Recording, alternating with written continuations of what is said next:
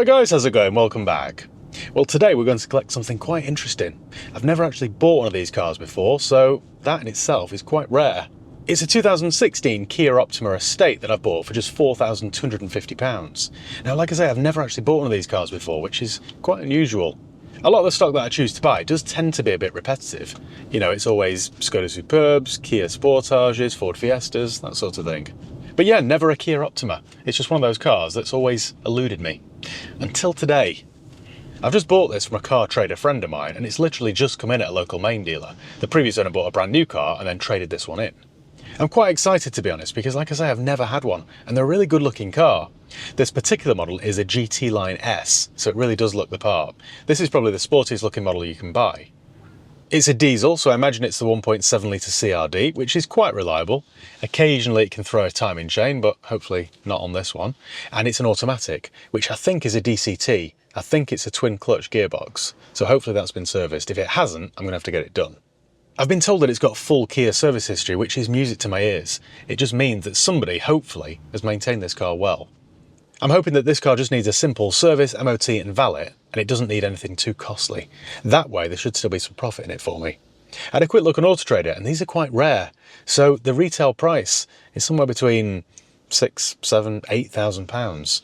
So hopefully if it's not too far gone, it doesn't need too much spending on it, I can make a decent profit on it. One of my colleagues has been to collect it this morning and he's left it for me on the car park. So what I thought we'd do today is go and have a look around it together, see what it needs, take it for a drive, and hopefully spin it around for a profit. We're not too far away now, so I shall see you there. I'll see you in a bit. Well, we're here. That's a really good looking car, you know. I think they're quite good looking anyway, but the fact that this is the GT Line S just makes it look that much better. I like the grille, I like the roof bars. Oh, we've got a pan roof. That's a really handsome looking thing, you know. I like that. Even looks good in silver as well. So we've got keyless, I think. This should be quite a high spec then. So it should have things like heated seats, maybe heated steering wheel as well. It's got red piped leather. I really like that. It's a London car originally. We've got a camera on the front, so this must have a 360 camera. Do you think it's got radar as well? Radar cruise? No idea. Right, as always then, before we walk around it, let's do a quick car vertical check on it, find out a bit more about it. Now, I know I always mention car vertical, but I really can't stress how important it is to do one of these checks before you hand over any cash for a used car or motorbike. As you're about to see, it doesn't take long and it isn't expensive, and you can save yourself 20% off each and every check that you do if you use my promo code HIGHPEAK. That's HIGHPEAK all one word, HIGHPEAK, and you'll save 20% off each and every check that you do. You can use that promo code as many times as you like. So all you need to do is go to carvertical.com, and then you'll go to their homepage, and don't worry, I'll leave a link below in the video description, and type in the reg or the VIN. So in this case it is Lima Bravo 66 Charlie X-ray X-ray, and then check vehicle. And what this does is it checks database in 35 different countries, so this isn't just a UK thing. So if the car's had a crash in Croatia or a smash in Spain, this will tell us. It'll tell us if the car's ever been stolen, written off, had a mileage rollback, or has outstanding finance on it. In addition to that, it shows you things like the ownership changes, the reg plate changes, the MOT history, the spec, and a whole lot more. I've had it a few times recently where it showed me the photographs from the last time the car was advertised. So you can use it as a bit of a tool really to compare the condition now to how it was whenever it was advertised last, 3, 4, 5 years ago. I had it recently on an old Lada in Hungary where it showed me photographs from the last time the car was MOT'd. So it's a really useful tool. I've been in this job 15 years now and I've never found a company as thorough as this. So there we go, the report is nearly ready. Right, and the report's ready. So view report. So this is a Kia Optima diesel from 2017. No issues with the mileage, no outstanding finance, no recorded damage, and no recorded theft. So that's good. The last no mileage was 106. I think it's currently done something like 117. So its last MOT had done 106. What else can we find out about it? No finance, no damage, no natural disaster exposure. Right, the average market value. I told you these were rare. The average market price for such a vehicle is £8,300. And I paid £4,250 or something for this, so it's cheap. It is the 1.7 litre diesel, the old CRD. 3 owners found. Last one's had it since 2019. So that's all good. We've got the complete record here as well. It's had a reg plate at some point. On its last MOT, which was done in November last year, there's not a single advisory item. So that's good going. You can also use Car Vertical to book a pre-purchase inspection as well, which is quite good. Right, anyway, then that's all good news. So, we're going to have a look around it, shall we? Just hope it drives as well as it looks. If it does, then we're on to a winner here, ladies and gents. Right, let's go and have a look then. I think we've just missed the rain, so that's good. These clouds look a bit ominous. Anyway then, it is a good looking car, isn't it? I think the proportions are just right. I like the little vent on the front wing there. So far, the paintwork looks decent. There's a tiny little dent there. You probably can't see that from this angle, but there's a little scuff there that'll wash off, or buff off. Tyres then, what have we got? We've got a Nexon on this side, on about 5mm of tread. That looks decent. A little bit of corrosion on the wheel here, but not too bad. Not too bad, really. The back plate looks a bit corroded, and it might need new brake discs. I'll let my mechanic look at those and see if it'll pass an MOT or not. I like the roof bars, I like the little shark fin. I like the pan roof. Panel gaps are all good, so no sign of a whack. There's a little bit of a scuff there, but a blind eye, really. Yeah, I don't think that's too obvious. We can buff that out. Panel gaps there are good. We've got keyless, a nice leather interior. Mirror glass is fine, it's not smashed. Indicator lens is fine, not cracked. The wing looks good. Well, the bodywork looks pretty decent, actually. On the front, we've got a Devanti on... that's quite low. I think that needs replacing. It's on about 2mm, maybe. It looks a bit worn on the edge as well, like it's been mounting curbs. This wheel's a little bit more corroded. So I think they get stone chipped and then the lacquer peels. That's exactly what we're getting here and here. I might end up having to get them refurbished, you know. But having said that, it's done 117,000 miles. It's not a low mileage car that's got to look low mileage, you know, it's been around the block a bit. I think I'll replace the reg plates as well with some High Peak branded ones. We've got xenons and headlamp wash. It is a good design, this. I like those little vent things there. Not that they probably do anything, but looks good. Headlamps don't need buffing. The bonnet's not chipped. Again, panel gaps are good. No chips in the windscreen that I can see. Someone's got a Next Base dash cam there. The mirrors keep folding in and out. Is that just because I'm walking towards it with the keyless keys in my hand? Maybe it is. NK Kia Motors, Nottingham and Derby. So, on this side we've got another Devanti. This one looks in better condition, actually. As does the wheel, too. Again, just quite straight down here. I think this is completely original paint. There's a tiny little pressure dent there that'll pop out. A couple of little scratches that'll buff out as well. This is very tidy, really. And then we've got a matching Nexon on the back, on about 5mm. Those wheels are a bit of a mess. Maybe I'll get them done. We'll see. We shall see. Yeah, all quite tidy, really. From the back, we've got twin exhausts. It is good looking, isn't it? We've got matching NK Motors plates. It's all pretty good. A couple of little marks here on the back bumper where they've loaded luggage in and stuff.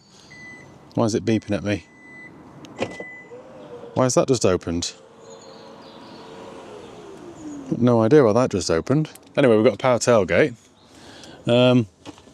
Tie mobility kit. Oh, someone's had roof racks, I think, maybe. That's what that looks like.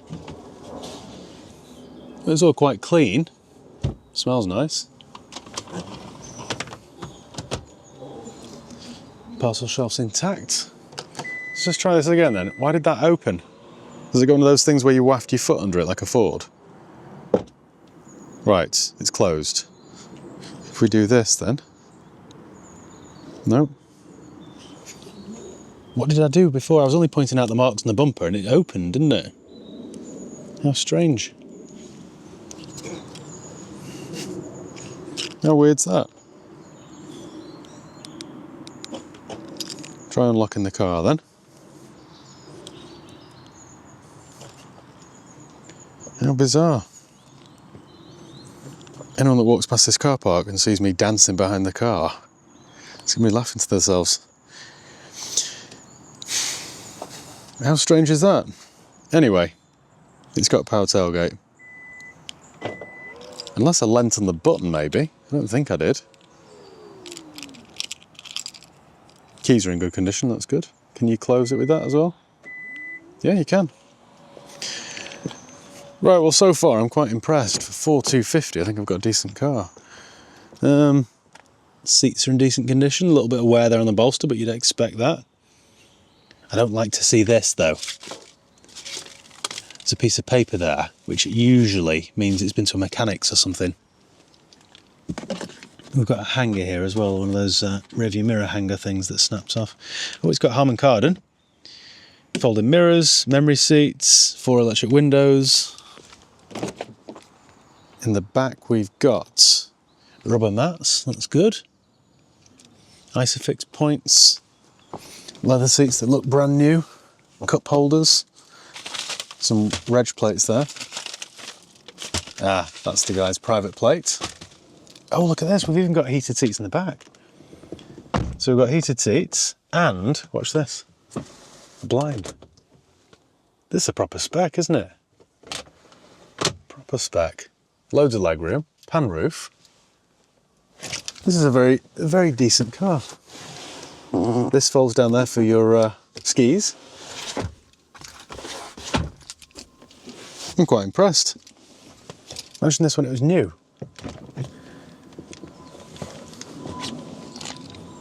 Kia have really come a long way, haven't they? It's automatic. Only got the 2 pedals. Got the nice GT line steering wheel. How Audi is that? It's a very Audi gear lever, isn't it? That's my parking permit there. So we've got, I think that's for Bluetooth, auxiliary, USB, wireless charging pad. It's a really good spec, this. We've got a broken, or a detachable parking brake button. Need to get that replaced. Oh wow, so it's got ventilated seats, heated seats. It'll park itself. Heated steering wheel, 360 camera. Some storage under there. In here then we have the service history book. So, I was told it had full Kia history. Let's see how full is, shall we? So it was done by Kia Distribution, 11,000 miles, then 22 by Kia again, that's good. Then 33, then their Kia, as we know, NK, in knots. So that's 33, 39, 51, 68, all Kia. Then 2 more at Kia, at 80 and 104. It's been a busy car, this, hasn't it? So it's only been like 15 months between those 2 dates, but it's done 24,000 miles in between. So it was serviced every 12 months. Now, personally, I'd have done, if I was doing that many miles, I'd have done another one at 90. But that's just me, maybe. So it does have full Kia history, but it is due one.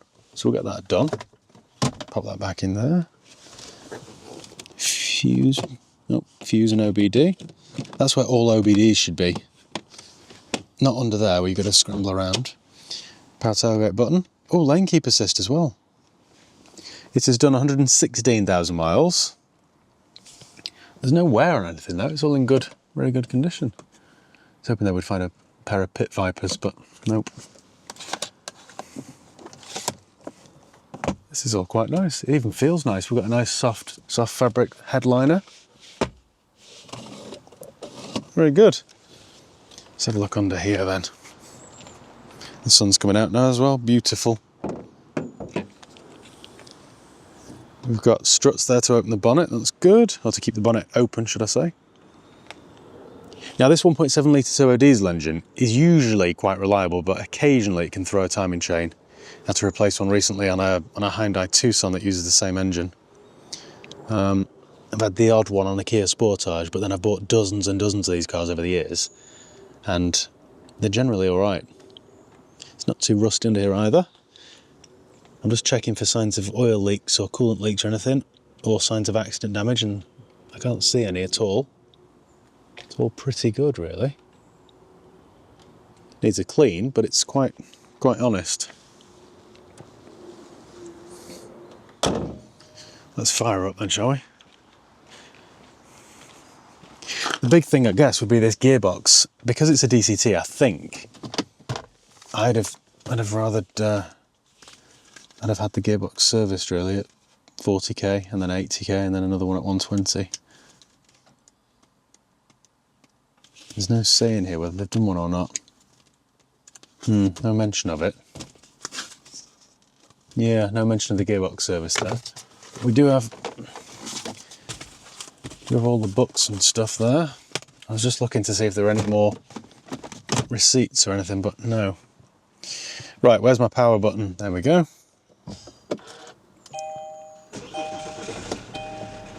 System check. Sounds noisy.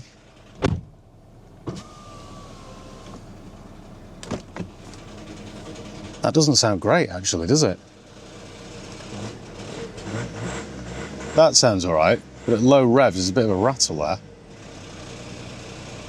I don't know whether you can hear that from this microphone, but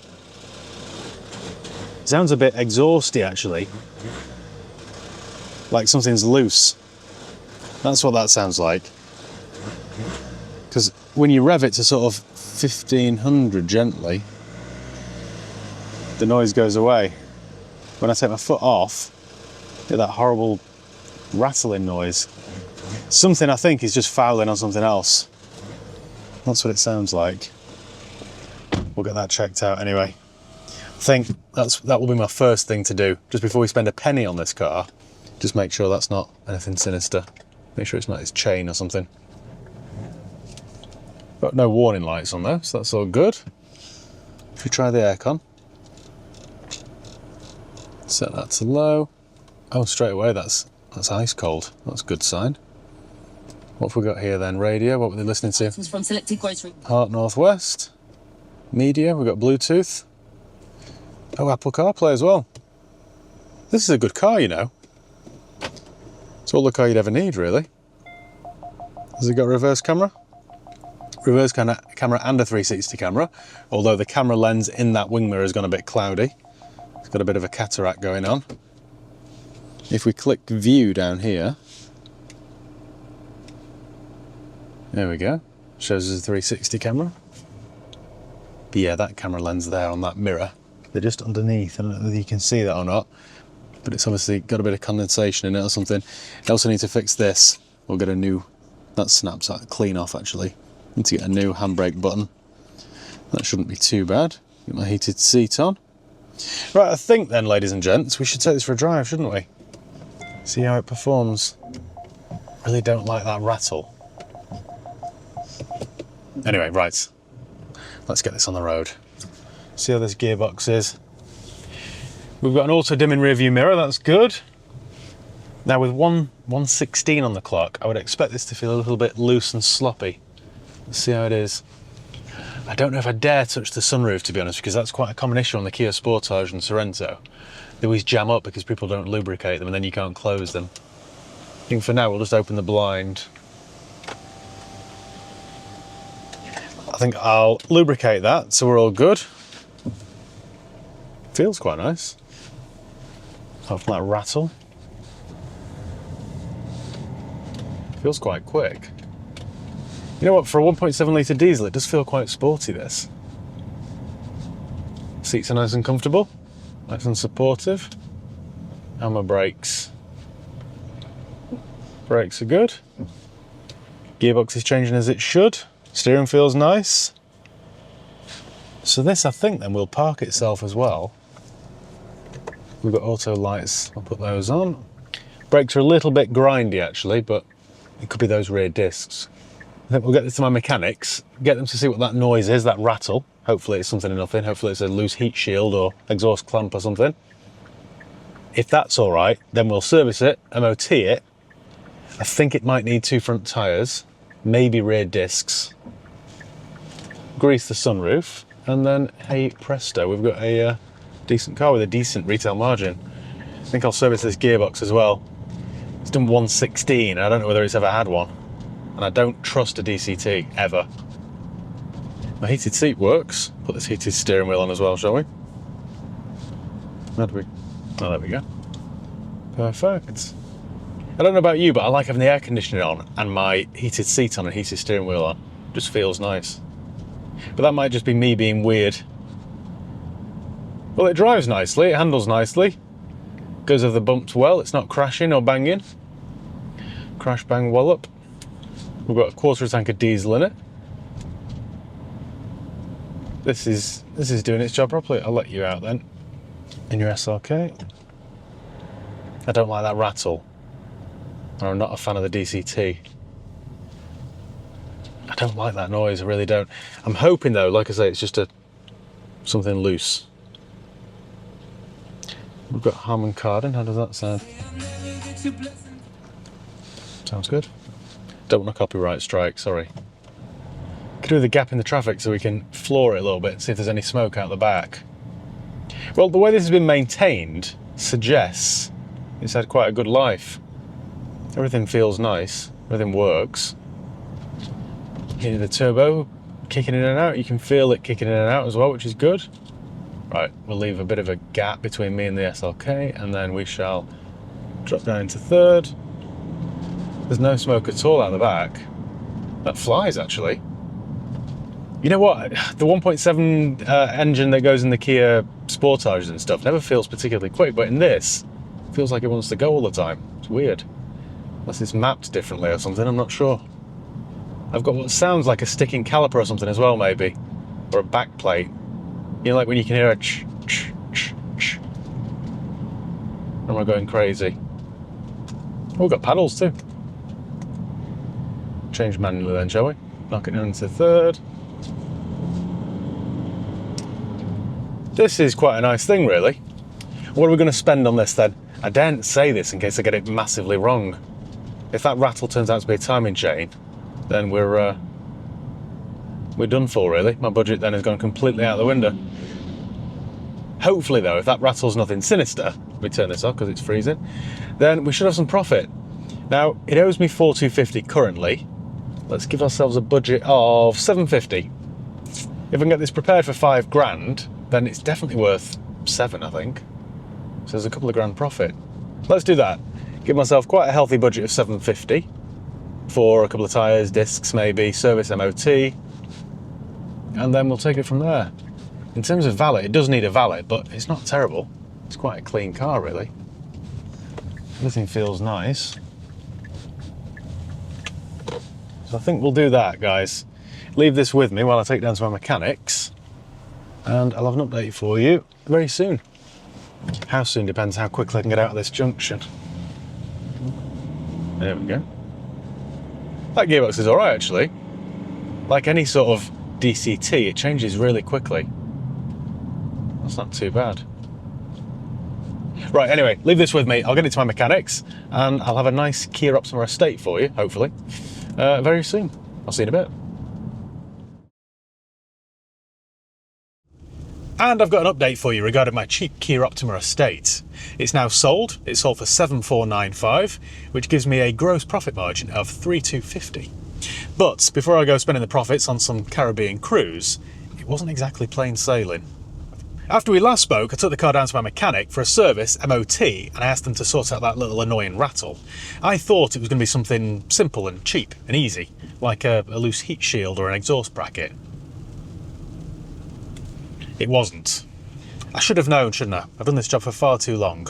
I should be able to smell a rat like that. You know, when somebody services a car at a main dealer and then trades it in, like, immediately, you just know there's always an issue, don't you? They obviously got rid of it because the main dealer's reported something bad to them. That's often the case, sadly. You see, my mechanic told me that the rattle wasn't coming from the heat shield or an exhaust bracket. No, it was the dual clutch gearbox. Lovely stuff. Thinking about it, I remember driving it on the test drive, and the gearbox, it was all right, but it was just a typical dual clutch gearbox, really. It was a little bit hesitant, a little bit jerky. So when she told me it was the gearbox, I thought, well, that explains it then, doesn't it? So I paused the service and MOT and took it straight over to Tameside Transmissions in Droylsden. Now, they're my go-to gearbox specialists. I've been using them for years now, probably 10 or 12 years. I dropped it off with them and left it for a gearbox rebuild at a cost of £2,500. I love this job, don't you? They're very good at Tameside transmissions. They've got loads of people working for them, so their turnaround's quite quick. So after 2 or 3 days, it was ready to collect, so I got on with the rest of it. I dropped it back off of my mechanics for a service and MOT.